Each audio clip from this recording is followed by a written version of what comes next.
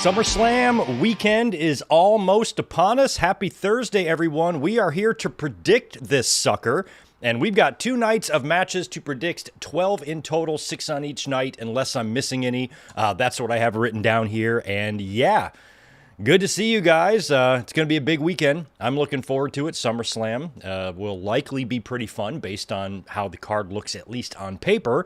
Sounds like it's kind of a wet one today in New York City. They are getting hammered with rain and flash floods and all that stuff. So there's still time to transform the SummerSlam entrance ramp into a giant slip and slide. They can do it. You just got to go get a bunch of rubber and plastic and shit. So there's still time there. Hopefully that will not impede or hinder the setup there for MetLife. We have had a few sneak peeks of what the set is going to look like. And they've been hard at work all week, so hopefully that will not set them back at all with all this crazy rain and a lot of flight delays that apparently are ongoing in New York City, or at least they were earlier on today. But hopefully these are just thunderstorms that are going to blow out of there. When we looked at the forecast a couple of days ago during the watch-along, everything was looking good for the weekend, so hopefully that will stay. And they got all the rain out of their system today, but I was kind of eyeballing the weather a little bit. We had our own little weather problem over here a couple days ago, little tsunami warning here in San Diego. I did not get swept away by the waves. I'm all good here. And yeah, been a crazy week, fun week. We are 1 week removed from, of course, the death of Hulk Hogan. He died last Thursday, and we've been up here talking about him a lot.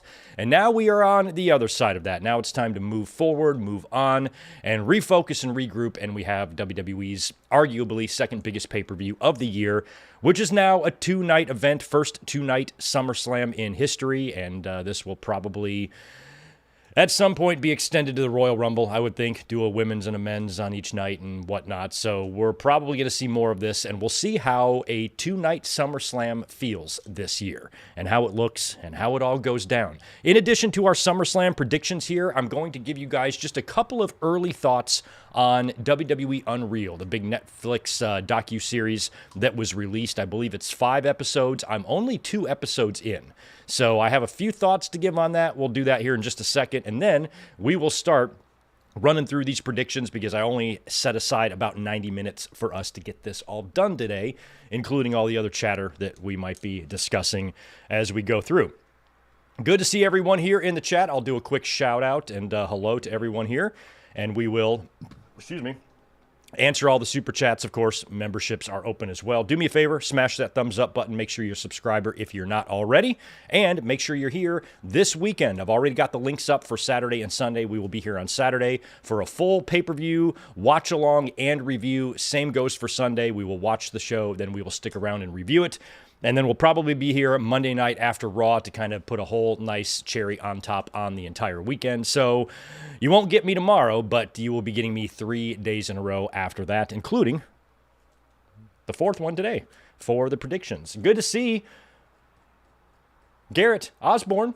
Yes, Barnett's Bloodsport is also on Saturday, and Natty, I should say, is facing Masha Slamovich. Natty really seems to be having a good time doing this, kind of side project, this little side hustle, this MMA gimmick. I think WWE's happy that she's found something to do, maybe so they don't have to use her, which I think sucks because I love Natty, but she really seems to be enjoying what she's doing, going around, working smaller independents and working with a lot of different talent, and she's probably, able to bring her experience and expertise into these places, and I think that she enjoys that. It's something that she really seems to like to do. And she really does seem to have 2 completely different personalities. If we do ever see her in a backstage environment on Raw or something, she's Natalya. But then she pulls her hair back, puts her mouth guard in, she wears that all black, and she beats bitches up. So I really enjoy watching Natty enjoy what she's doing.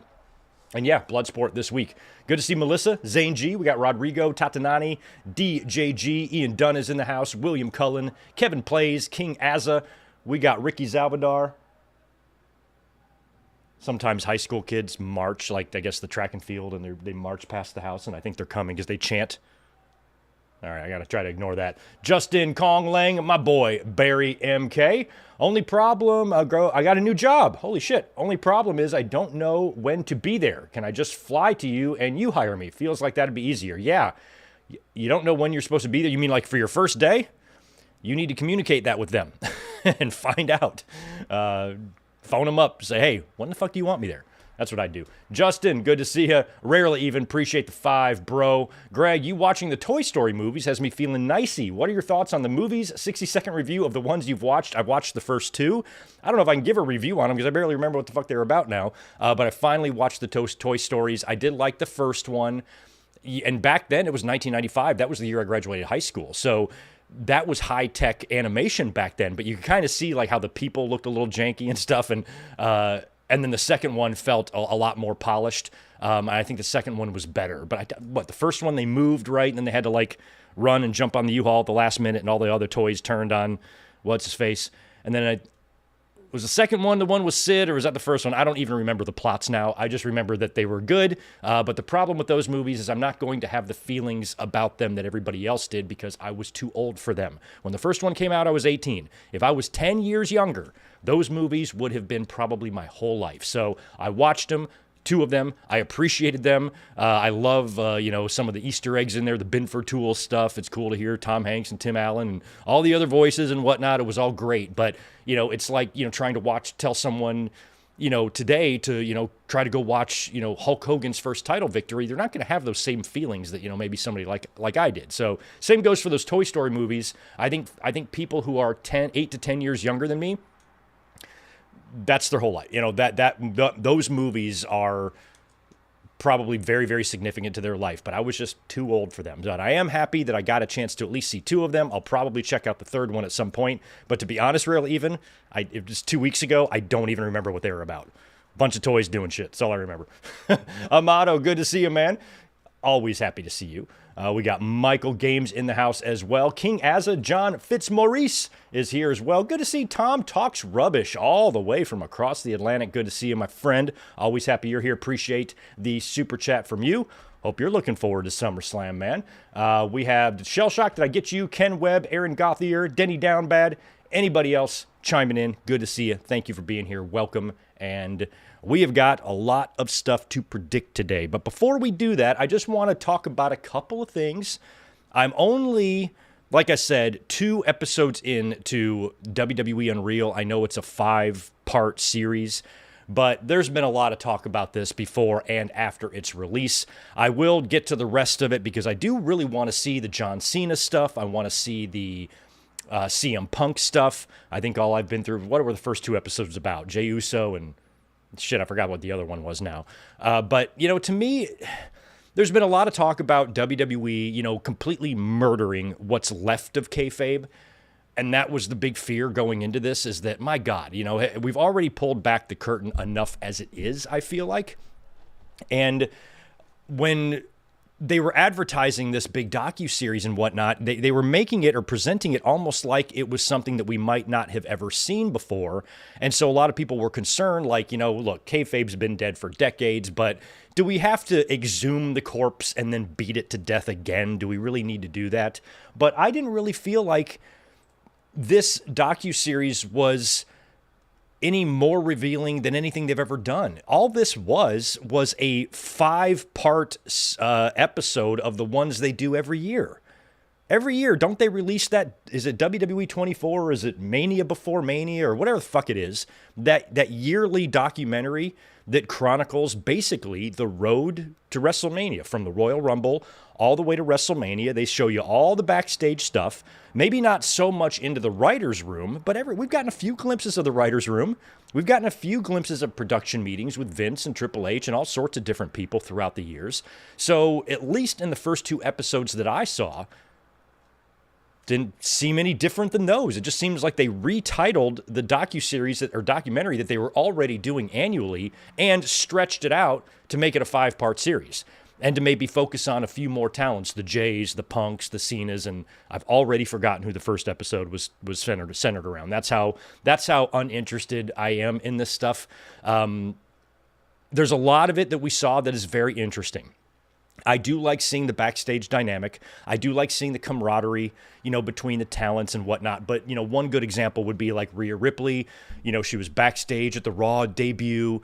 or not Raw debut, Raw Netflix or whatever, that big match with Liv Morgan, and she's back there and she's very nervous, and Damian Priest is there with her. He's her bro, and trying to calm her down. I like seeing all that stuff, but at the same time, I'm not saying that wrestlers don't have, even the veterans of 20 plus years still will get extremely nervous and butterflies when they have to go out there in front of a big crowd. I'm not a wrestler. I've never performed in front of 80,000 people, so I don't want to presume anything here, but it also felt like a lot of stuff was manufactured for drama. I'm sure, I have no doubt that Rhea Ripley is incredibly nervous about this moment, but we're talking about a Monday Night Raw in front of the same size crowd she's in front of every fucking night. Sure, it's a title match, but she's already won championships at WrestleMania, wrestled on much bigger stages than this. This feud with Liv Morgan, while entertaining as all hell, certainly isn't like the greatest women's feud of all time or anything like that. It was awesome, but the magnitude of the match was not matching what I thought her stress level should be. And so it's a lot of things like that. They know the cameras are on, and the title of the docuseries I think is very appropriate because there's a lot. This feels way more unreal to me than real because WWE is never going to show you anything that they don't want you to see, at least not on purpose. So they can control everything that's being released in this documentary. All these cameras rolling, all this shit. Sure, you get to see the wrestlers say fuck a lot. Wow. I say fuck a lot. So you get all that, but still you're recording all of that footage and stuff, and then you're taking that footage and editing it down and presenting it in a documentary. So it's still just very, very much controlled by WWE. And I'm sure the next 3 episodes that I watch will have lots of entertaining or interesting, I should say, bits in there, especially some of the dynamic, the conversations, the backstage stuff. That's what I want to see more than anything that they released here on the Netflix series. If you really want to show me WWE Unreal, give me 3 days in WWE's tape library room all by myself with a bottle of water, some food, and a cot to sleep in. Give me 72 hours in that place, and I'll show you WWE Unreal. I'm interested in all of the outtakes. Every promo they shot, every pre-tape, the cameras are rolling, multiple takes. Remember that one that they did show us when the Ultimate Warrior was being a little bitch about having to record the apology, and you can hear Vince in the background. We're just working here, man. We're just shit like that. All the backstage footage we saw on Beyond the Mat, every time we were watching any scenes from Beyond the Mat, my eyeballs were just directed in the background. Who's back there? What's going on back there? Beyond the Mat came out 26 years ago. That was way more revealing than anything they showed here in WWE Unreal, at least what I've seen so far. I saw, was it Josh Barnett that was actually, was he on Ariel Helwani? And a lot of people have the same mentality about this, and I understand that they don't, the traditionalists in them, don't like these type of shows. They don't like the curtain pulled back. I think Josh Barnett said something like, you wouldn't go to an illusionist show and then watch something about how all the tricks are done and whatnot, or something like that. But WWE in this docuseries didn't reveal any tricks. We've all known how this shit works for decades. They didn't really pull back the curtain any further. Maybe we're getting a couple of extra glimpses into the writing room, and the creative meetings that they have, which hasn't really instilled me with much confidence, because that one clip that they showed, it was, I guess, episode 2, and it's just the 5 fucking white dudes back there. Oh, who should win the Rumble? And I swear, I don't remember what it said now, but it said so-and-so days before the Rumble. I thought it said 11. I would have sworn it said 11 days before the Rumble, and then Triple H, so you got to win the Rumble. I'm like, you guys haven't decided this yet? You should know this shit in October. And they don't. And so, all this told me is that WWE, they don't got their shit together creatively any more than AEW does, or any more than WWE used to in the past, or even any more than WCW did. It's all just flying by the seat of their pants. And it was weird how Triple H and a lot of other people in the room saw Punk as the winner, but I don't remember which guy it was that spoke up about Jey Uso, and then all of a sudden it was Uso. So they left out a little bit of that process. You hear Triple H, Michael Hayes, maybe even Heyman, whoever else is in there going Punk, Punk, Punk, Punk. And then one guy's like, what about Jey Uso? And the next thing you know, Triple H, we're going to strap a rocket to you, and we're really sending you to the moon. Blah, blah, blah. And it's just like, well, what the fuck happened there? You guys were all like Punk, Punk, Punk, Punk. And then somebody's like, no, Jey Uso. So who's in charge? So it makes me feel like they're just kind of going with it as they go. And I guess that's what you have to do. The schedule is grueling and you're producing weekly live television, throughout the year with no off season. I get all of that, but it felt like they weren't maybe as prepared as they should have been. And this show, this documentary, is presented in such a way to make them look like they have their shit together. But it didn't seem like that to me, when they're still not really sure who's going to win this thing just a few days out. And that's why, when you really want to think about big, long-term, elaborate works, I just don't think that WWE has it in them. What if Seth Rollins' injury is fake and he's going to come out and cash in? I don't think they have that in them. He might, but I don't know. It just, it didn't make me feel any better about the creative process because, yeah, we're all happy Vincent McMahon is gone, but we're watching with our very own eyes the evolution of Triple H into Vince McMahon. He's going to be a lot like him in a lot of ways. He was standing right next to the dumb fucking chief today. The guy who couldn't jog, ride a bike, stand on one leg while holding the other if his life fucking depended on it. But he's sitting there worried about fitness tests and whatnot. You got to take this fitness test? I'd like to see you try there, you old man, you diaper wearing, makeup wearing fuck. So anyway, we're living in the dumbest timeline, and Triple H is going to become more and more unlikable, I feel like, as we go. And something that the Wrestling Observer said, makes me feel like that is the track they're going to be on, as more time goes on, because I guess it was Dave who said, and I quote, someone who was very involved said the idea was for Levesque. It's a vehicle. WWE Unreal is a vehicle for Levesque. They were trying to present Paul Levesque as Dana White, with the idea that the star, the mastermind, is all Levesque, and the wrestlers come and go. They're just pieces. So, I get that. They're trying to install, Triple H as the new Vince McMahon, the new head guy there. That's totally fine. Still, even though I don't really love Triple H, I'd still rather have him than a lot of other people. So I'm not anti-Triple H being there or being in charge or anything like that. But you knew something was just off about this. And it was very well done. WWE knows what they're doing. Production, they can put together documentaries. They are so good at this stuff. So it was a very well produced and well presented docuseries, 100%. But in terms of, the honesty, the validity behind it, the realness of it, it's just WWE presenting what they want us to see. It's the new type of work. This whole thing is a work. That whole shit with Bruce, remember Bruce is standing there like an asshole while Abyss is freaking out all nervous. Like that just all made me really uncomfortable. I'm like, and Abyss is like, oh, yes, sir. I'd be like, fuck you, Bruce. I would not be able to stand there and be groveling at the feet of Bruce fucking Pritchard of all people.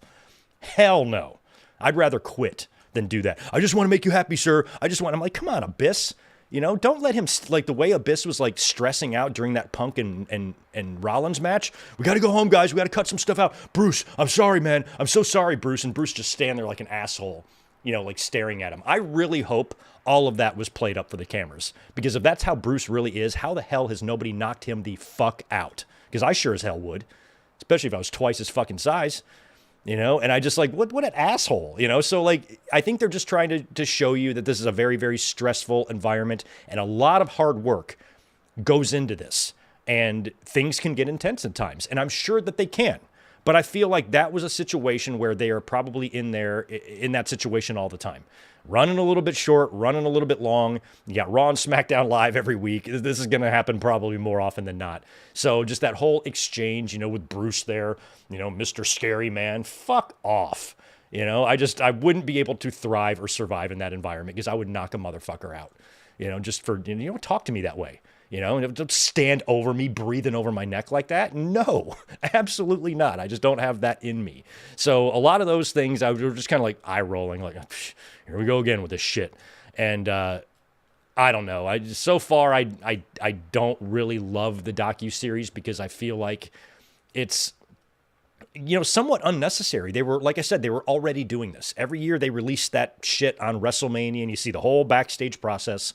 So this is the same thing, but now it's just stretched out, and it's a lot, very much focused on Triple H, and I guess WWE really trying to, present him as WWE's Dana White, and that's the whole point of this, I suppose, and I can understand that. Now, I have not yet gotten to the episode, but I've heard all about it. Apparently, it was revealed that when they get to Charlotte winning the Rumble and she comes back and all the wrestlers are there clapping for her, WWE told all the wrestlers to go up there and clap for her. And a lot of those women probably weren't too interested in watching Charlotte have yet another moment, but they were like, no, go up and clap for her. So it was kind of like a manufactured, kind of uncomfortable clap when she came through the curtain. I haven't gotten to that episode yet. I don't know if it's the next one or the one after that. They just did Jay winning the Rumble, so it's probably the next one. But, we got to go through all the Travis Scott and Triple H stuff too, and I saw a lot of clips of that. I haven't gotten to that episode yet, but I've already seen a lot of clips, and you see and Triple H, and I call Rock, and then the next step is to call John Cena, blah, blah, blah. But it feels like they left a lot of stuff out there. There's a lot of crap going on with The Rock. Why wasn't he at WrestleMania 41? And, there's some of that stuff that I think that they're leaving out. And some of the issues, I think, between Triple H and The Rock that definitely exist, they're sure as shit not going to tell us about either. Even though the fans, I think, have kind of already sniffed it out, So I will finish WWE Unreal probably by the end of the weekend. Maybe on Monday night after Raw. When we're recapping the entire weekend, I will give you my thoughts on the other 3 episodes. But so far, whatevs. It is what it is. Let me know what you guys think of WWE Unreal in the chat here. But yeah, some of that stuff was just weird, I don't know. But we are here today to predict SummerSlam. 2-night SummerSlam, Saturday and Sunday. I have 6 matches written down for each night. It seems like I'm not missing anything here. I think we've got them all. And we are going to start with SummerSlam Saturday. And I think we got to start with Sami Zayn and Karrion Kross. Sami Zayn versus Karrion Kross. I guess the stipulation here in this match is that the loser needs to tell the other that they were right. The loser needs to tell the winner, you were right. I guess, that's what Kross is so desperate to have Sami say. He's been full Sam Kinison. Say it. Trying to get Sami just to say Kross was right. And then on Monday night, we saw that little sit-down interview with them. Or I guess it was Sami being interviewed. Kross interrupted. And he sits down face-to-face with Sami, and that's where they kind of, work out this little stipulation, I guess. And Sami's like, fine, if you win, I will say you were right. But if I win, you have to do the same. And there's something that Kross said in that little sit-down that I found interesting. He goes, if you say I'm right, then I'll go away. And I'm wondering if he is going to go away. There is still no word or confirmation on his contract extension. And last update we got, which I believe was last week, because I think we talked about it on the podcast, he is still telling people that he is not re-signed with the company. And there has been no any official announcement on WWE's end either. And his contract apparently is up in August. Tomorrow is August 1st. I'm wondering if he's done. I'm starting to think he might be done. I'm surprised they're even doing this match at all at SummerSlam, but it doesn't make sense to even do this match again unless Karrion Kross wins, because Sami already beat him, where he beat him at Crown Jewel. I guess Kross got did he beat him twice? I forget, did Kross get the win on Raw when they faced? Anyway, they're facing again here, but it feels like Sami's won all these, so it feels like Sami is just going to maybe win one more time, and they actually are going to wrap Kross up.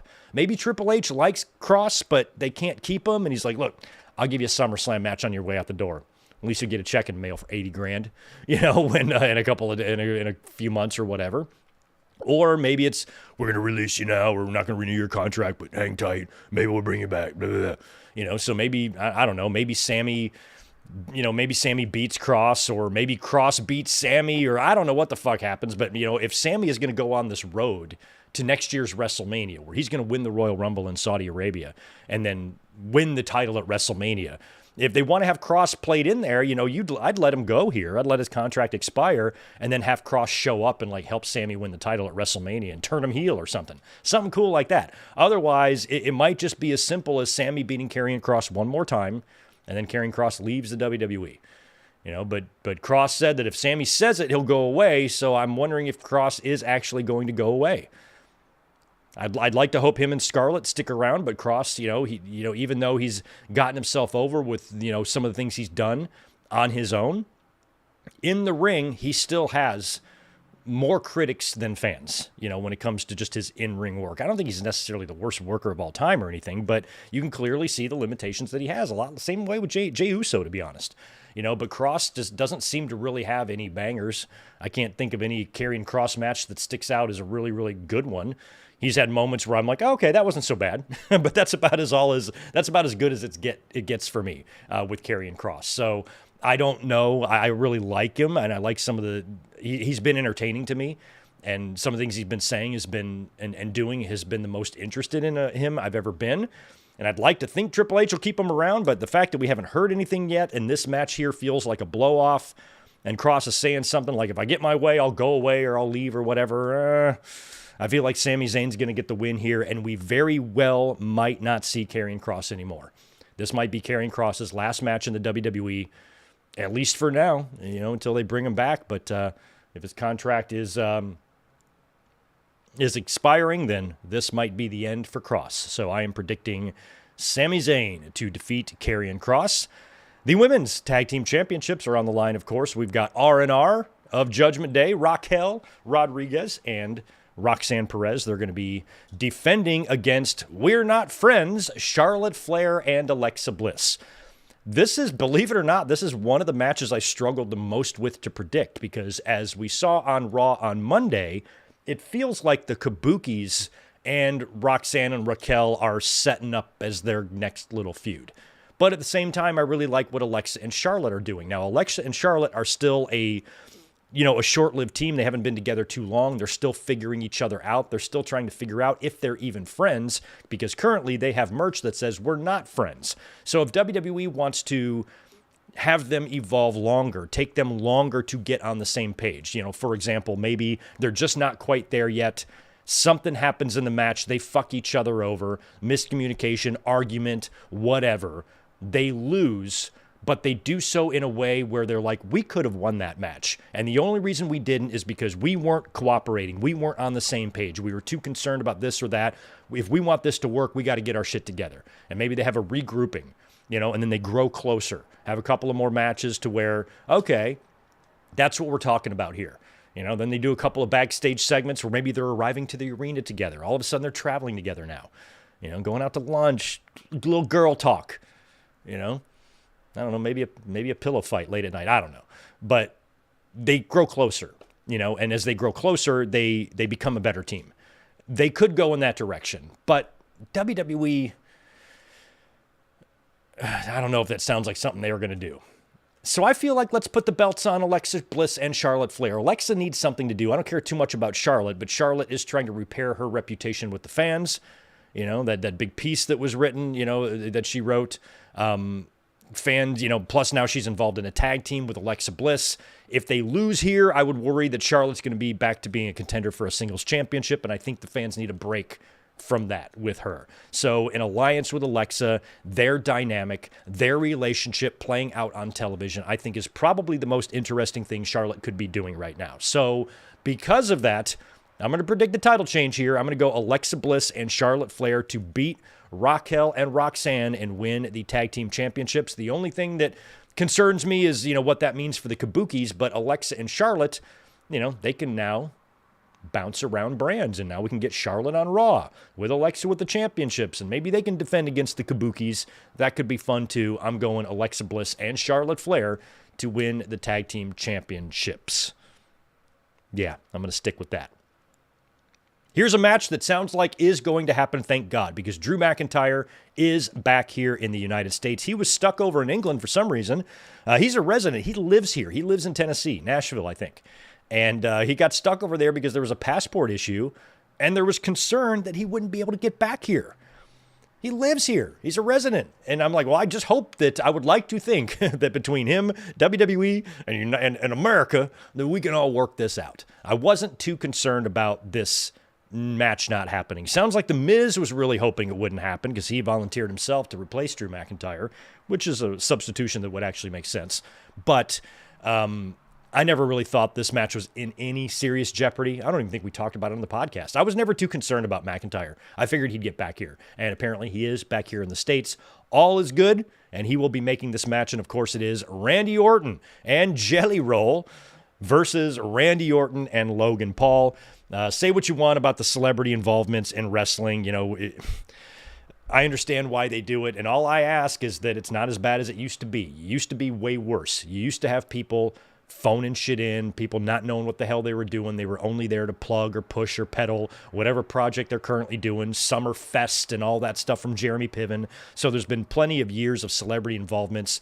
We don't need fucking Miss Piggy out there and whatnot. So there's a lot of stuff that is stupid. But there are times when celebrities like a Bad Bunny, like a Logan Paul, or even like a Jelly Roll or a Stephen Amell or anybody like that comes in like, oh, okay, they actually aren't bad.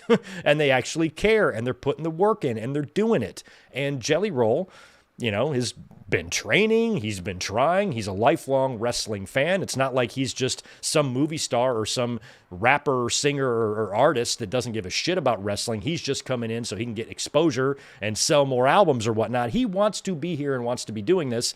And that little angle they ran on Jimmy Kimmel was tremendous. It was really good. So Randy Orton has got himself here at a disadvantage because Jelly Roll has really never been in the ring. Good for him on losing all the weight that he's lost because he was dangerously, life-threateningly overweight, and he's dropped a lot of weight. But still, this man is no athlete. But he's in there with some good people, and I'm sure they're going to have a spot in there somewhere that where he does something crazy. I'd like to see him come off the top rope, maybe with a little bit of help from Randy Orton. If you can get him up there, and just kind of launch him for a big splash or something. Something like that might be fun. But in the end, I think Drew McIntyre and Logan Paul have the advantage here. I think it would be a bad look for the two of them if they were to lose to Randy Orton and Jelly Roll here. So I kind of hope it's Jelly taking the pin here, like Logan pinning Jelly or something like that, or maybe even McIntyre pinning Jelly.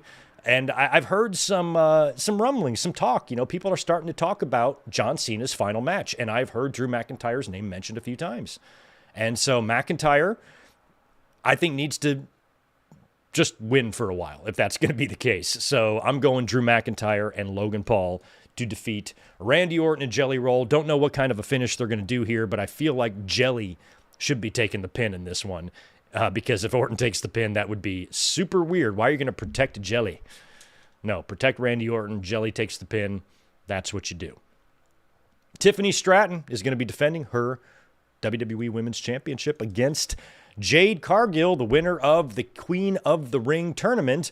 And this is the match we're doing now after I thought it was going to be Jade and Naomi and Bianca triple threat. Bianca still could play a role in this as she is getting over an injury. I feel like she could also show her face in the women's match on Sunday. I think this is going to be the end of the line for Tiffany. The whole point of bringing Jade Cargill in is to make her a big star. And she's been there for a while now. She's had some moments. She's wrestled a couple of WrestleManias. She's been in the ring, on TV. The whole point of bringing her here isn't for her just to be a mid-card or a mid-card talent, or low-card or mid-card talent, or underneath talent, or tag team champion, or anything like that. They brought her in to be a megastar. Why? Because look at her. You've seen her, right? Holy shit. This woman shouldn't even be possible to build a human like that. So this is it. They got her on a winning streak. She had a big win at WrestleMania. She won at Queen of the Ring. I think she needs to win here. And I haven't seen what goes on with Tiffany. I feel like that's fake too. But apparently in the WWE Unreal, they are going to talk about Tiffany bringing up the divorces or something like that with Charlotte. And they might be acting like that was off script. Not really sure if it was or not. But bottom line is I'm skeptical. So I don't even know what they're going to show us on Unreal is really genuine or not. But apparently Tiffany might have gotten a little heat for that. But I also feel like that's all bullshit and it's all a work anyway. But here, Tiffany, I feel like sort of, maybe not as badly, but Tiffany, ever since winning the championship and that great match she had with Charlotte at WrestleMania, I feel like her title run was kind of similar to Io Sky, to where, what did they do other than that?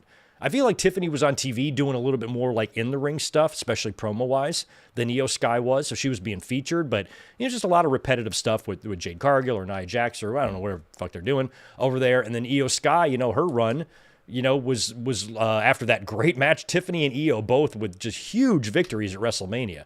And after that, it felt like they both fell off. We haven't seen much from them.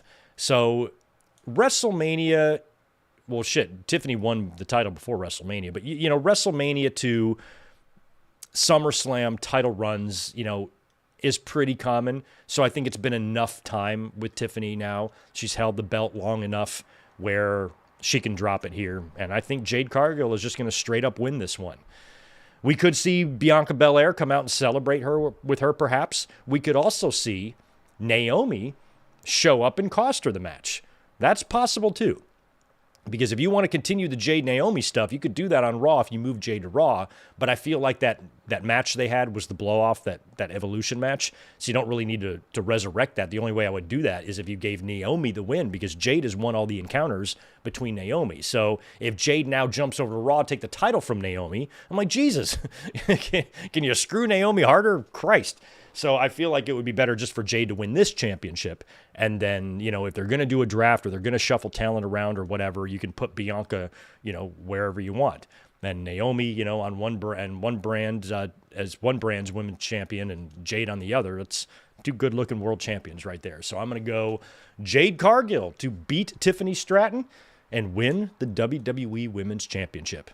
I think she's going to do it on Saturday. Now it's time for the big tag team match. Jey Uso and Roman Reigns versus Braun Breaker and, I hate saying that name.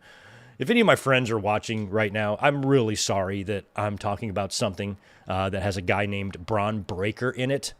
I apologize. I know I'm a dork. Please still be my friend. Braun Breaker is going to be teaming up with Bronson Reed, and they're taking on Roman Reigns and Jey Uso, like I said. Now, there was a big angle on Monday night. We saw the show closing angle where Breaker and Reed absolutely destroyed Roman Reigns and Jey Uso. We had tsunamis, we had spears, we had double spears through barricades, and we had sneaker jacking. We had Bronson Reed taking the shoes, taking the fucking Jordans right off of Roman's feet. Jacked his kicks. And that was pretty definitive. After the match, we did the review. And on social media, I saw a lot of people saying the same thing. You got to keep this momentum going. That was so powerful, the way they destroyed Roman Reigns and Jey Uso. They have got to win at SummerSlam. It has got to be Bronson Reed and Braun Breaker beating Roman Reigns and Jey Uso. I have one question for those of you who think that. Have you met WWE? You met them? You seen what they do? Does that sound like something they are going to do? It does not. Roman Reigns and Jey Uso are going to win this match. It's probably going to be Roman pinning Braun Breaker. It probably is. Roman Reigns is in this match. He's not going to lose.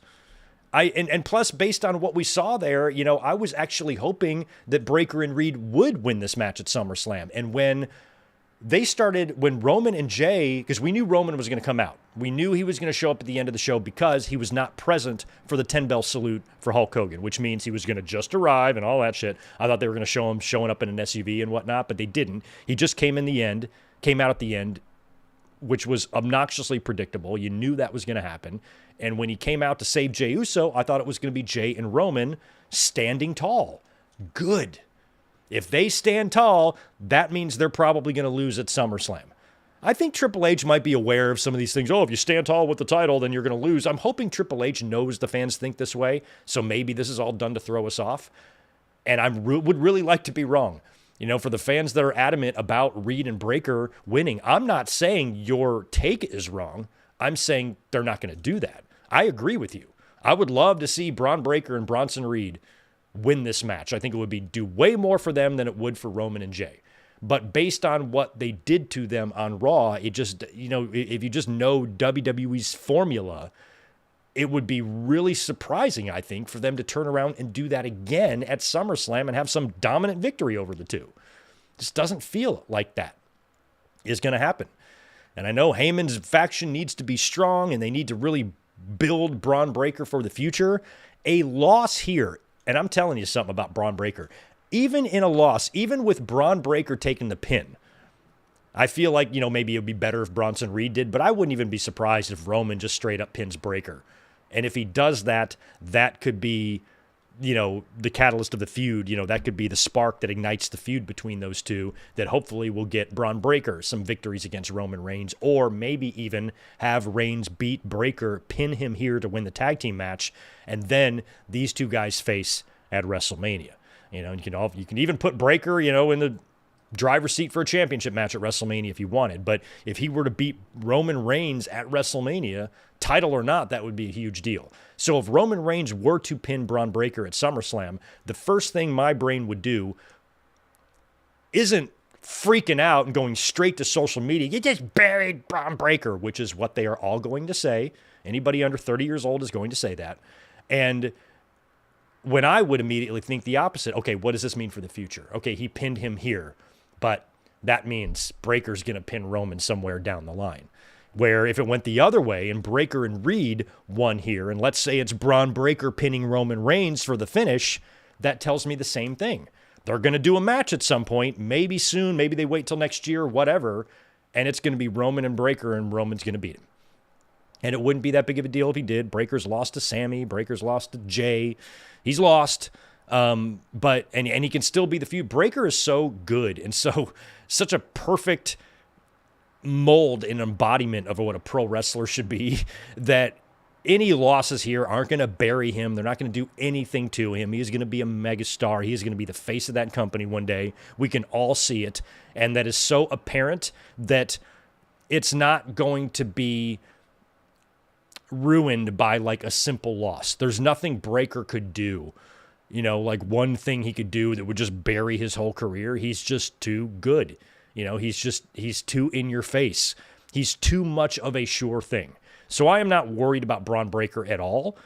Fans who want to sound smart are going to act like he absolutely has to win. Otherwise, nothing's ever going to work out. And that's just not the case. It's not the case. Sure, he can lose. He can not only lose, he can be the one eating the pin here, and it is still not going to affect his future whatsoever.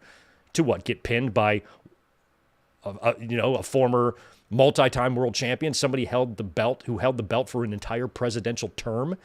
We had 2 Olympics. He had held the title for enough time to go between 2 Summer Olympics, for fuck's sake. Roman Reigns is going to go down as one of WWE's top stars of the modern era. There is no shame in getting pinned by him at all. So I'm just planting that seed early because I already know what those fans are going to say before they say it. And if Roman Reigns were to pin Braun Breaker in the finish here, there ain't going to be a more predictable tweets out there than the ones you're going to see from, I can't believe they did that. They braked it. They ruined Braun Breaker. Blah, blah, blah, blah, blah. Just like, So I don't think any of that is necessary, but to freak out that badly because of the confidence that I have in Braun Breaker. I hate his name, but as a performer, holy shit. That dude right there is going to be the man, and there ain't going to be no stopping him. No pin at SummerSlam is going to slow him down. He's just perfect. He's tailor-made. It's like pro wrestling had sex with itself and shit out a perfect, soldier. It's really what it feels like. He is perfect in so many ways, and he's going to be just fine. And based on how we saw that angle go down on Raw, and the destruction of Roman Reigns and Jey Uso, I'm right there with the fans that would love to see that destruction continue. I would love it. I'd be right there with you cheering it. Woohoo!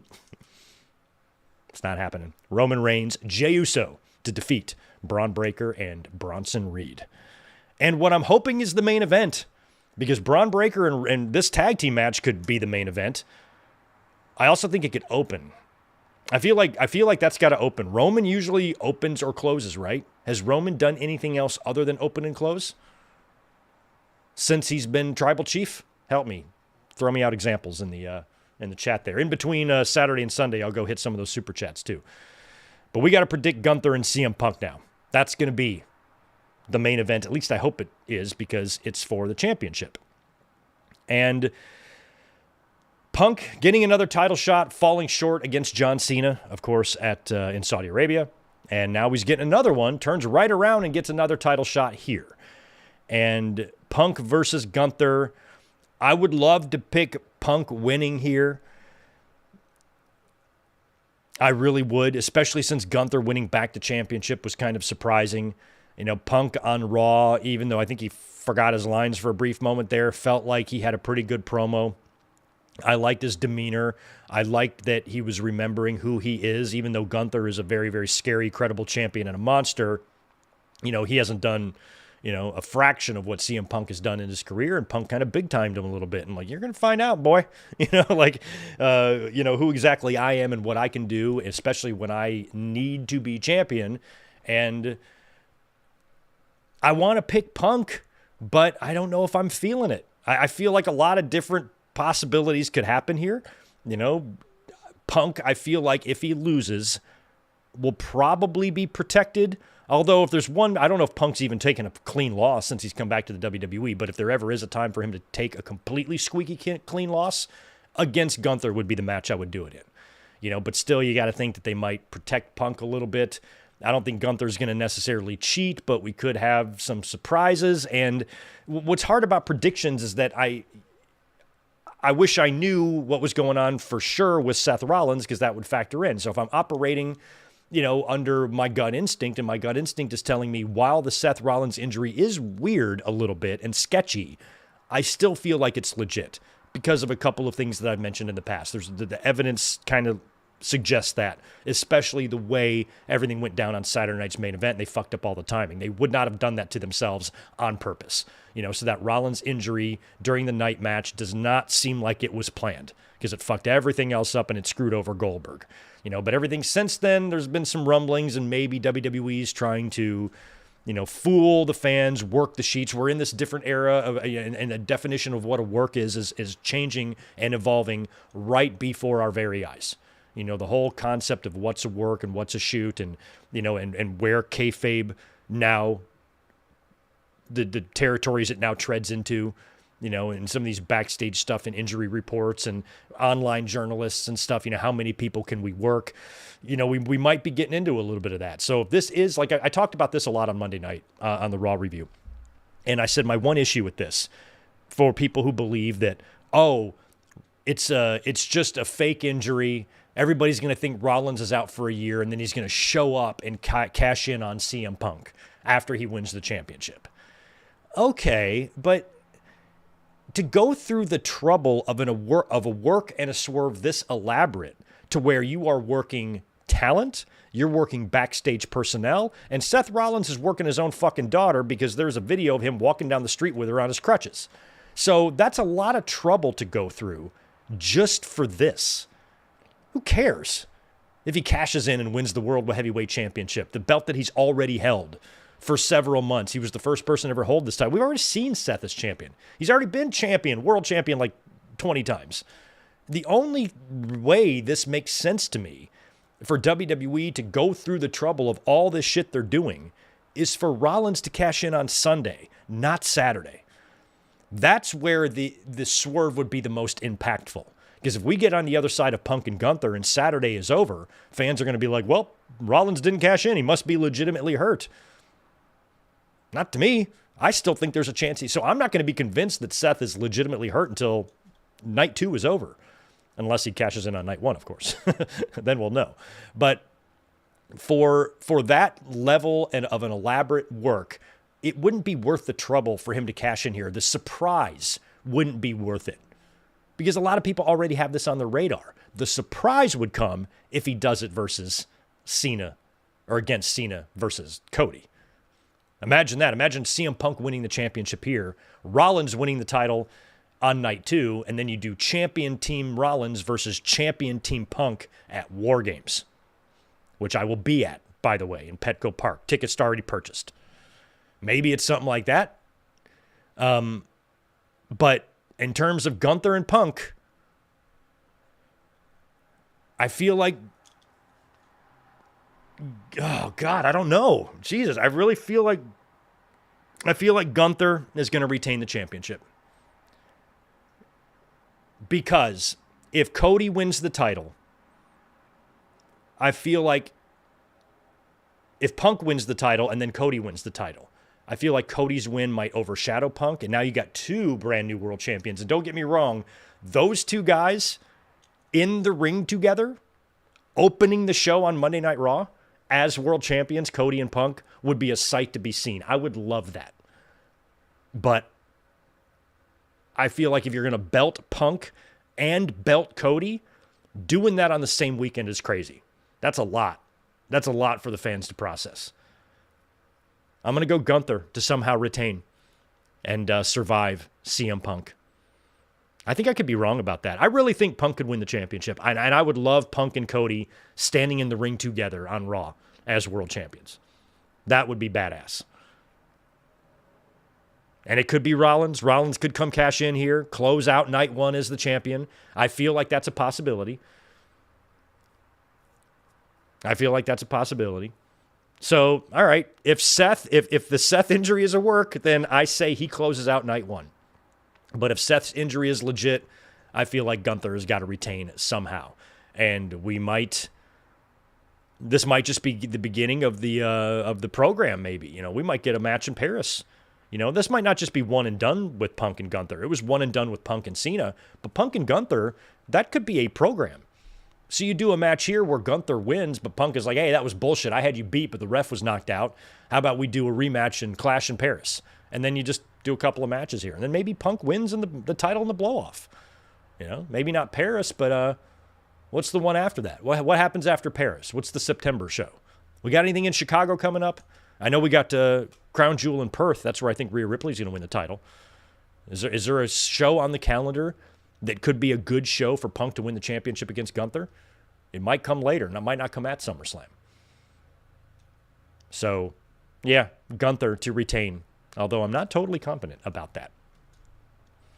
We'll do the Super Chats in a minute. Let's keep going with these predictions here. Oh, wait, nope, let's pause. Let's do the Super Chats. I just realized what time it was. All right, let me go back up here. I just had a couple of them to knock out. Tom Talks Rubbish. I got that one from you already. Yes, Garrett Osborne. I did see that today. Thank you for the $2. 10-year anniversary of the death of Roddy Piper. Who came first, Dusty or Piper? Because it was Dusty, then it was Piper. I think Dusty was first, then Piper. Yeah, I think it was Dusty first, but they were just a few weeks apart. I remember doing those videos. I remember talking about Piper. Yeah. Can't believe it's been 10 years. Feel like they both left too soon, especially Piper. Even though Piper predicted it, he predicted his untimely demise. He said he wasn't going to see 65. He knew the things that he did and the substances he put in his body wouldn't allow him to live that long, and he knew it. That's a shame. Pardon me if you can hear that helicopter going over my house right now. Fox Star Killer, appreciate the 5. Watched all 5 episodes of Unreal. Enjoyed it more than I thought I would, but seen better by this company. Oh, yeah, a lot of people kind of had the opinion of, oh, that's it? We've already seen this type of stuff. You've been showing us this stuff. And that was kind of my thoughts on it, too. Michael Cuomo is dropping in a very, very generous $49.99. Holy crap. Thank you so much for that $50, Michael. Not to give a PSA, but my mom's boyfriend just dropped dead, no warnings, 2 days ago. Had cardiac arrest at age 67, no history of heart issues, went to the gym 5 times a week, ran marathons, but never saw a cardiologist. Go see one when you're close to your 50s. Yes, that's very, very sad news. Condolences out to you and your mother and your mom's boyfriend's family. That's awful. Yes, always just go get yourself checked, especially with heart stuff. That's the number one killer there, you know. Make sure your ticker is good. I went in for a routine checkup at age 47 back in January, and I have a blood cancer because you never know. And you got to get yourself checked because even though you feel healthy and you do everything right, something like that can happen, especially going to the gym 5 times a week like he was doing. You know, but cardiac arrest at age 67, and that's what sucks about heart stuff. It can just happen. You know, people 38 years old can just have a heart attack and die, and it's just so bizarre. But that's a shame, man. Thank you so much for the very generous super chat, Michael, and heart goes out to your mom and family of the departed. That's so sad. But thank you for chiming in and giving that little PSA. Go to the doctor, please do. I second, third, and fourth that. I know that better than anyone. All right, let's move on with our SummerSlam predictions. We are now on to Sunday night, and I think we got to start with the big 6-team, not 16, 6-team TLC match. Here I thought Becky and Lyra was going to have an Intercontinental Championship ladder match to commemorate Shawn and Razor 30 years ago in 1995. We just watched that last Sunday, by the way. And, of course, the 20-year anniversary of the Dominic custody battle. But instead, WWE decided to pay tribute or commemorate the 25th anniversary of the first TLC match at SummerSlam 2000, of which I was at. I was there for this one. It was so fun. Dudley's, Hardy's, and Edge and Christian getting to see that type of craziness up front. That was the same show that Steve Blackman Peter Panned off the top of the set, too. So people were falling off of shit that year 25 years ago in Raleigh. But on Sunday, we're going to have 6 teams battling in a TLC match. It's going to be DIY, Motor City Machine Guns, Rey Fenix and Andrade, Fraxium, the Street Profits, and tag team champions, the Wyatt Six. I hope this one's fun. I hope, they can, all these teams in here, when I look at Fraxium alone, not to mention your Rey Fenixes and, not to mention your Montez Fords and all the other super athletes that are already in this match, I feel like some people are going to go flying. And I hope that we get some innovative spots here. 12 men is a lot. That's you're treading into clusterfuck territory there. So I hope that it's not too much of a mess. Obviously, the producer for this match has his hands full, I should say. And this one's going to be bonkers. But I just hope that it's a TLC match that sticks out, that we remember. I feel with all these teams involved, there's not one team in this match that I distrust in any way. I feel like they're all very, very capable. If there's probably a weakest athletic team, it would have to go to Gacy and Loomis, I suppose. But those guys are going to do some shit too. So I think we're going to see a lot of crazy spots. Hopefully everybody stays safe. No injuries, no concussions, no broken bones. And when it's all said and done and the smoke clears, I got the Wyatts retaining. Be a good time to take it off of them if they wanted to, but they kind of won the titles just recently. I feel like they're trying to make the Wyatt Six work, and this would be a good opportunity for them to just retain. And it would be kind of reminiscent of the old ladder match days with Edge and Christian, because when they were in there with the Hardys and the Dudleys, I remember back in the day they got so much heat from the fans because Hardys and Dudleys were taking all the crazy bumps. Jeff was diving off shit. Bubba, Matt, Devon would all take wild, crazy table bumps, and Edge and Christian would somehow be able to survive. They would take some 3Ds through the table occasionally, but you never saw Edge fall off the top of the ladder, at least in those tag team days, and fall through a table. Or Christian. They just wouldn't do it, and they won all the matches. And it was pissing the fans off because in their minds, the other teams were doing all the work while Edge and Christian got to run away with the championships. And I think the Wyatt Six here, Gacy and Loomis, while they're going to certainly do some dives and probably take some bumps, I think some of the more spectacular fireworks are going to be coming from the other teams, specifically your Frasers, your Phoenixes, your Montezes, guys like that. So I'm going to go Wyatt Six to probably play the smart game here. You got to remember, too, they have a faction. They got backup. You got Nikki Cross, you've got Bo Dallas, and you got Big Eric Rowan out there. Wouldn't be surprised if Rowan just is in this match. There's no rules, right? Who's to say Rowan can't just be out there? So I feel like it might, the Wyatt Six might actually have 2 teams in here. If Rowan and Bo both get involved and are active throughout the entire match, basically like they're in the match, then I think the Wyatt Six have all the advantage here because of that particular rule. It would look pretty silly in a match that has no rules and a match that you're more than welcome to interfere in if Bo Dallas sat back there on the stage in the rocking chair and watched his team lose. He should be getting his ass down there and helping. So I'm going Wyatt Six to retain in the TLC match.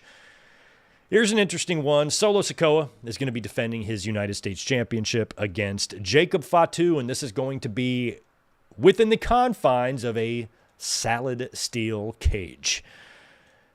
I like Solo with the championship. I think it's good for him. I think it does more for him than it did for Jacob. Solo just won the title from Jacob. Granted, this is a cage match, and if this is a straight-up match with no interference, then obviously I think Jacob is going to have the win here, but I feel like Solo could have a lot of help.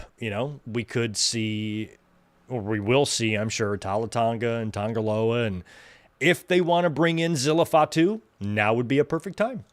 And Solo can start playing the role of what Roman Reigns was doing. And every so often when he had a match that you felt like he couldn't win, you just bring out another Samoan. And so if you want to get Zilla Fatu into the mix now, because I think Tama Tonga, he's kind of on the shelf with an injury, right? Tala Tonga just got there. Tongaloa is back. So maybe you now bring in Zilla Fatu. Zilla Fatu, is that website where you look at rent prices and stuff? So Zilla could come in here, and I feel like that's a really likely option. I brought up a fun scenario on Monday that I don't think would happen, but might be fun. I would like to see Jacob Fatu and Braun Breaker interfere in each other's matches. What if on Saturday, Breaker and Reed are just beating the shit out of Roman and Jay, or maybe they've got some extra help or whatever. Jay and Roman are at a disadvantage. Maybe the match is over and it's a post-match beatdown, something like that.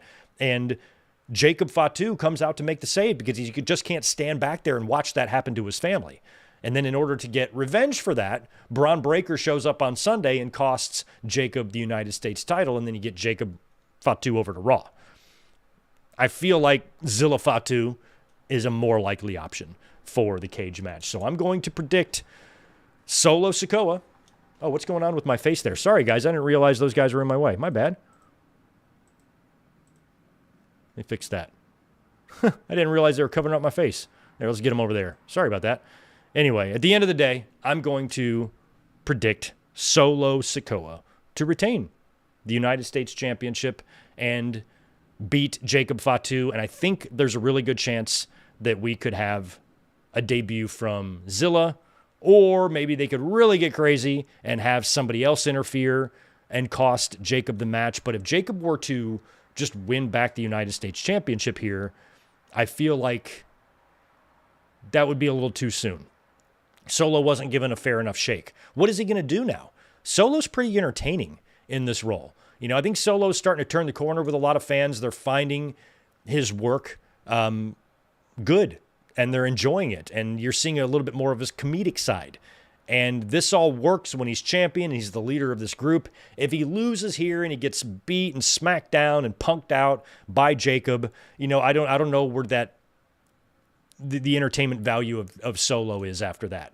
You know, not that he can't be a delusional former champion hell-bent on getting his belt back and blaming everybody else in the world for his loss that he caused.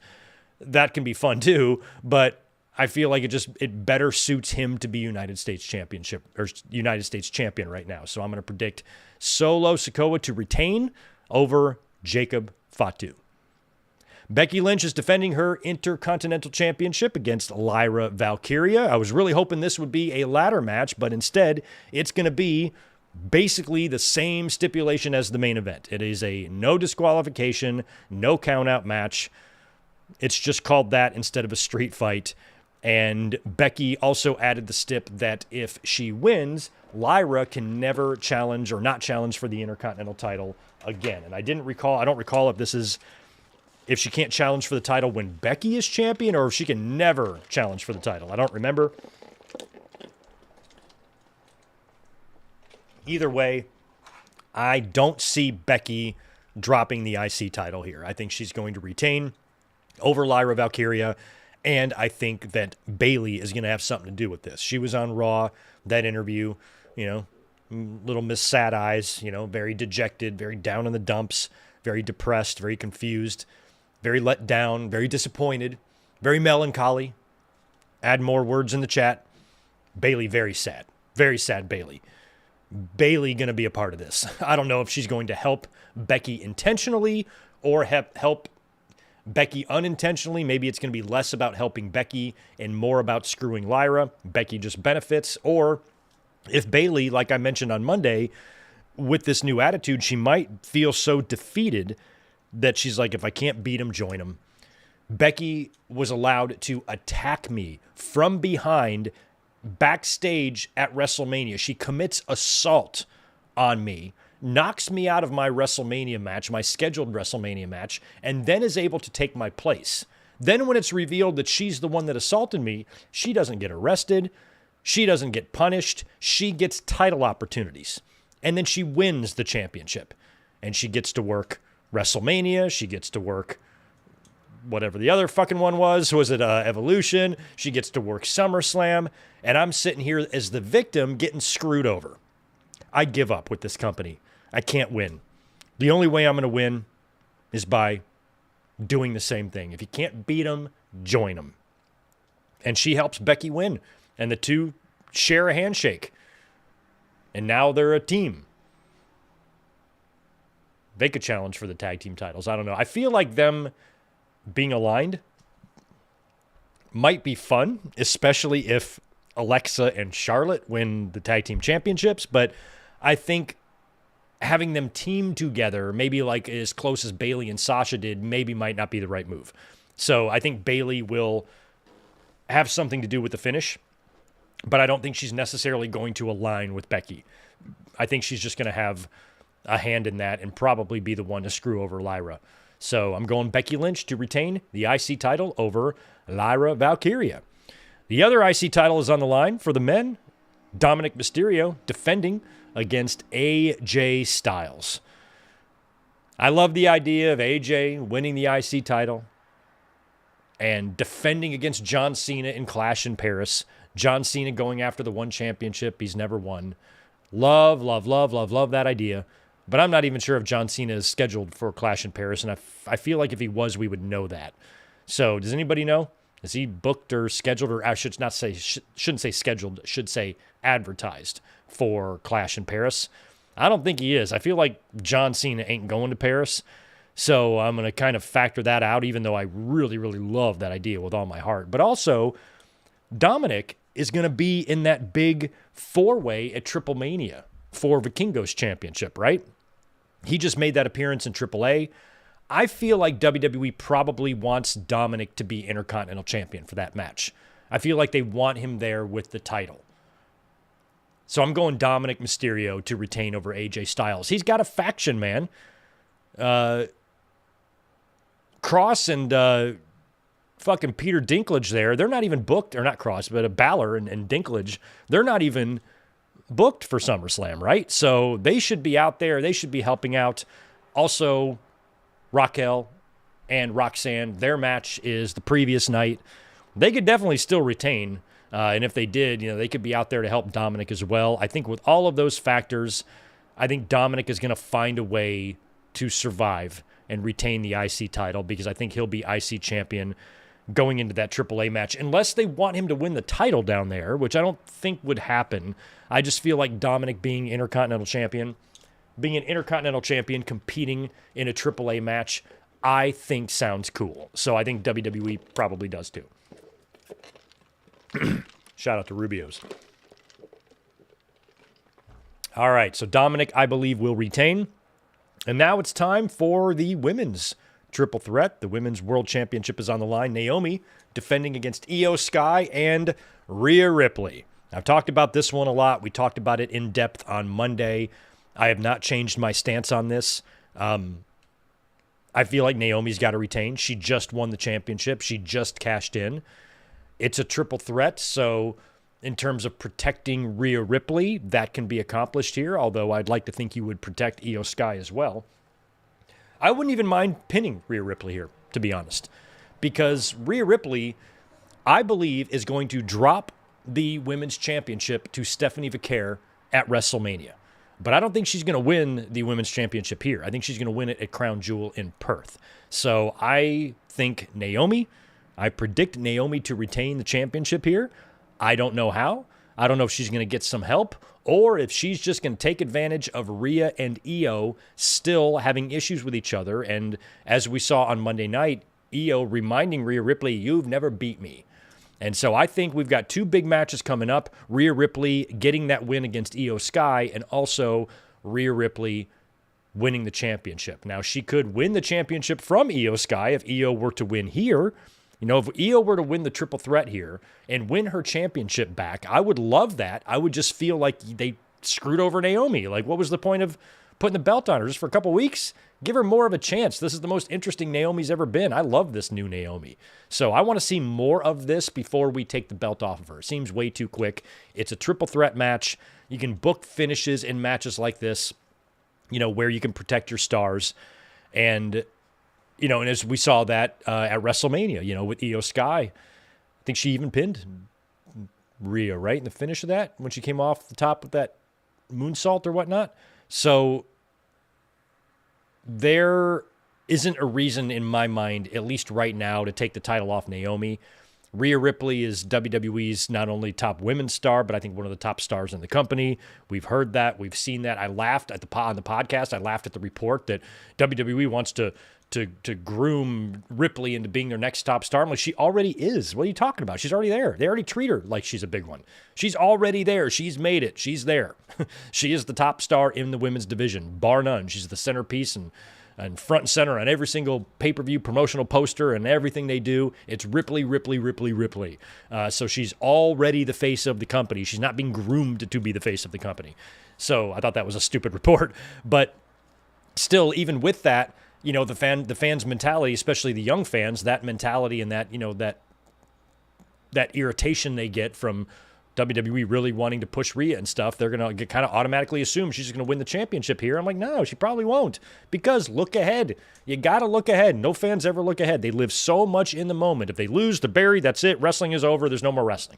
Like, no, just look around. Like, just look at the bigger picture. And you've got that show in Perth. You don't need to have Rhea Ripley win the championship here. She can win it in front of her homeland at Crown Jewel in Perth. That gives Naomi a little bit longer of a run. And then she can just drop it to Ripley there. And between now and then, maybe you do one more number one contenders match between Io Sky and Rhea Ripley. Maybe you book that at Clash in Paris. A women's match with no championship on the line.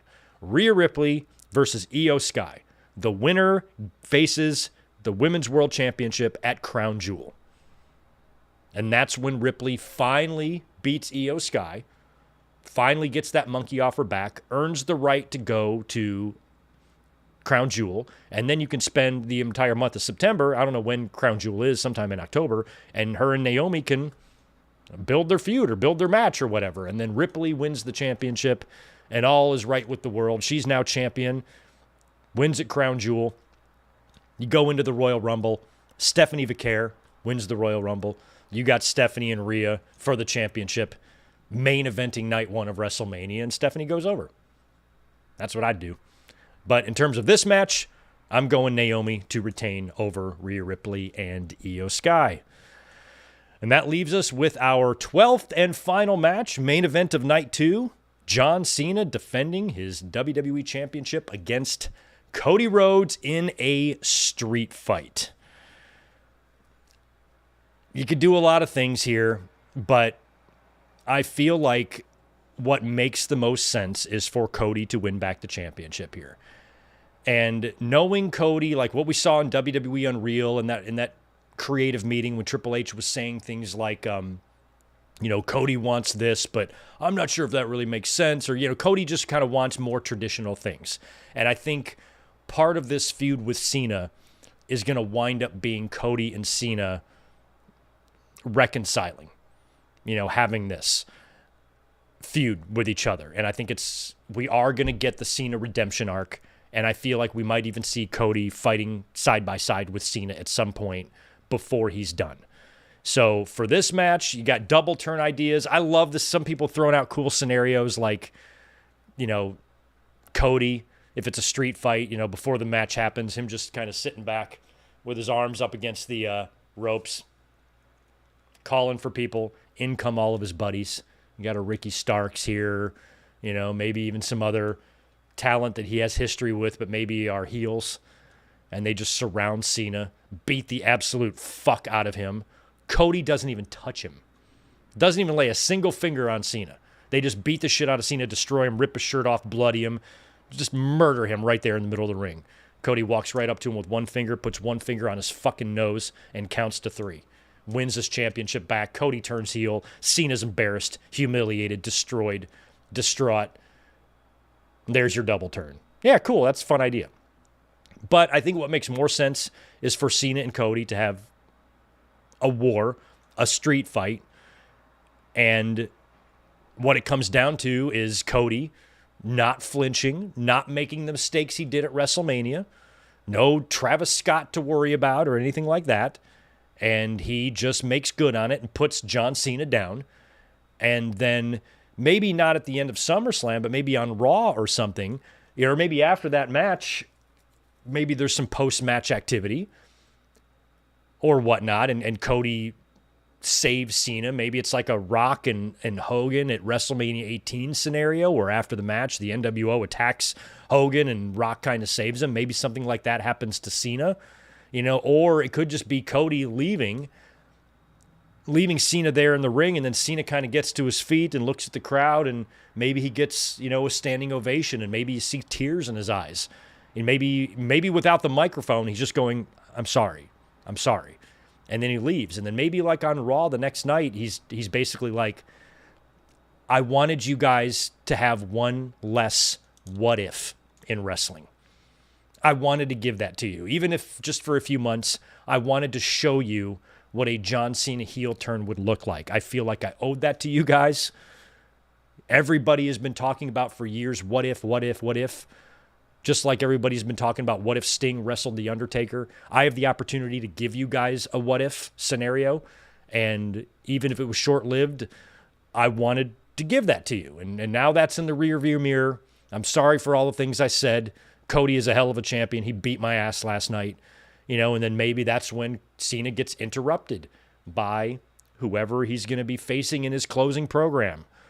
Like a Drew McIntyre who just beats the hell out of him and destroys him, and then John Cena's off TV for a few weeks, and then he comes back to start building whatever he's going to do to climax his or culminate his career in December, which apparently it's going to be a Saturday night's main event match, and that's when we're going to say goodbye to John Cena. Will he be involved in War Games? Will he be a captain of a team in that, or will he be not involved at all? What's going to happen there? So I feel like Cody Rhodes is going to regain the WWE Championship. I don't believe it's going to be a double turn. I feel like a Cody heel turn is probably coming, but I don't think it's going to be here. I feel like who Cody is as a person, you got to remember, Cody's got his podcast and whatnot. I don't think he's going to be turning heel right now. Plus, I feel like Cody wants him and Cena to reconcile before it's over. I don't think he wants John Cena to retire mortal enemies with him. He wants that. He wants respect and he wants a reconciliation. And that's why I think there might be some sort of a situation where, John Cena has to be saved by Cody Rhodes or something like that. Or, this could be kind of a true torch passing here, because one thing that will happen if Cody Rhodes beats John Cena is that the fans are going to come to the realization in that moment that they have just watched John Cena lose a championship for the last time. That was the final championship he will ever hold. And I think when that hits them all at once, everything that he said in the last few months, all them horrible things that he said to the fans, instantly evaporate. Instantly. And it's all about, this really is the end of an era. Even though we have a few months left of John Cena's actual in-ring career, this is the biggest stage he's ever going to be on again. He will never have a match bigger than the one he just lost here. And I think when fans kind of realize that, you're going to have MetLife standing and clapping and applauding John Cena as he leaves the ring. And that right there could be all it takes to put him back babyface again. And then on Monday Night Raw, all he's got to do is admit that Cody was a better man. And then Cody can come out and tell Cena how hard it was for him to face that version of him and how much it broke his heart to somebody he respected so much to have to go to this degree and go to this extreme level with him in these matches, and the violent nature of what our feud was, how much that hurt him and broke his heart. And, but in the end, he never lost respect for him. And, maybe the two share a handshake, and then out come Bronson Reed and Breakker to attack him or something. And now we got a tag match set for Raw or something.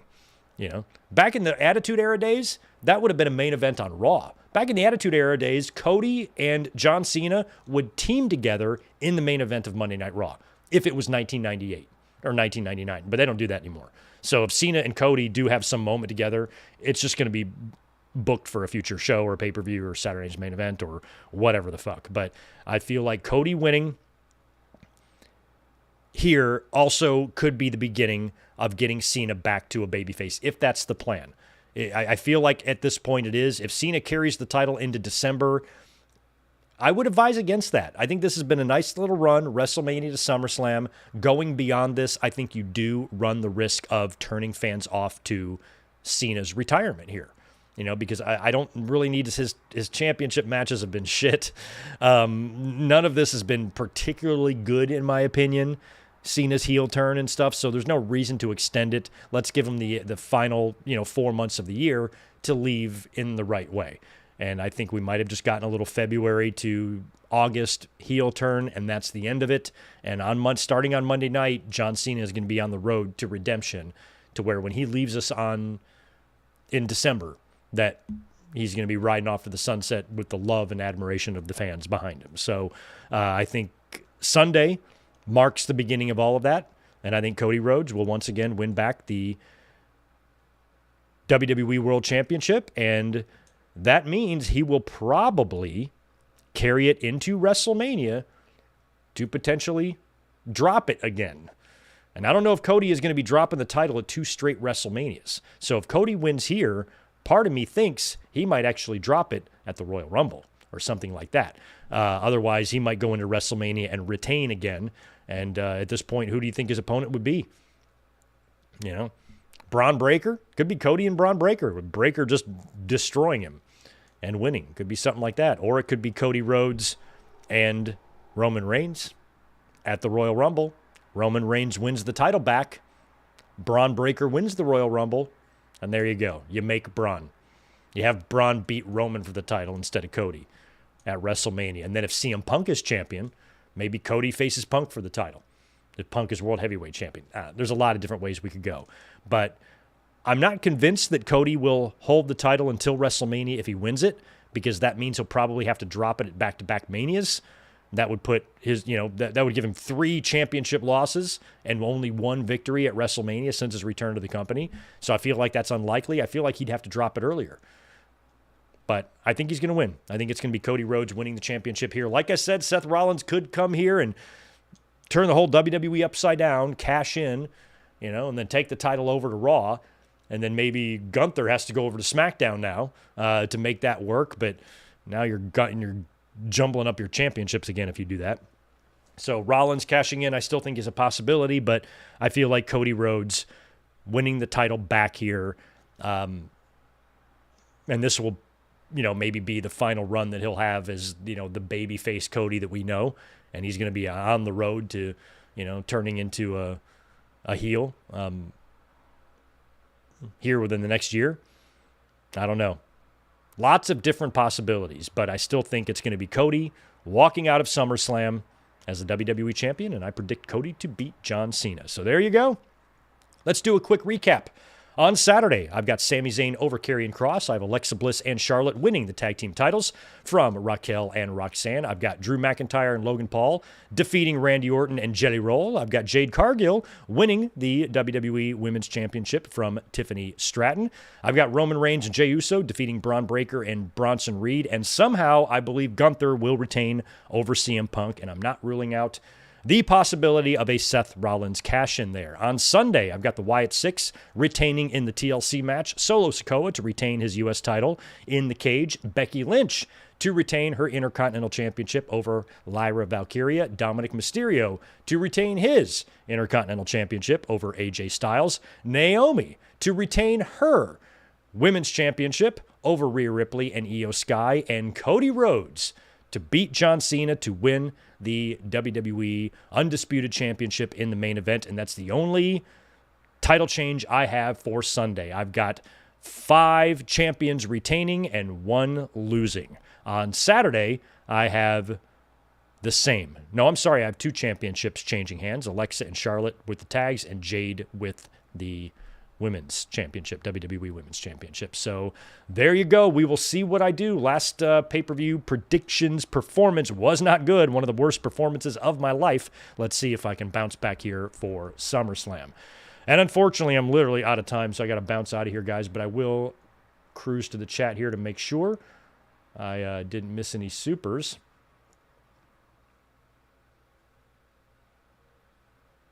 Yeah, keep Travis Scott miles away from SummerSlam. I totally agree. John is on the poster for Clash. Okay, thank you. Doesn't mean he's going to be there, Daniel, but that's helpful to know that, because if he's there, he's advertised. So he must be then. They wouldn't put him on it. Okay, so he's probably going to be at Paris. That could change some shit up. I feel like it'll be John Cena and Cody Rhodes teaming up in Paris. Something like that. Yeah, I'm sticking with my pick, Cody, to win the championship. All right, guys, I got to get out of here. Thank you so much for watching this afternoon. Don't forget, join us this weekend, Saturday and Sunday. We will be here both nights, and the links are already up on the main channel page right now. So we'll be seeing you next on Saturday, 6 Eastern, 3 Pacific, right when the main card starts. Thanks for hanging out with us today. Drop all your predictions if you're watching this on demand in the comments below. Can't wait to check them out. Y'all have a good one. Peace.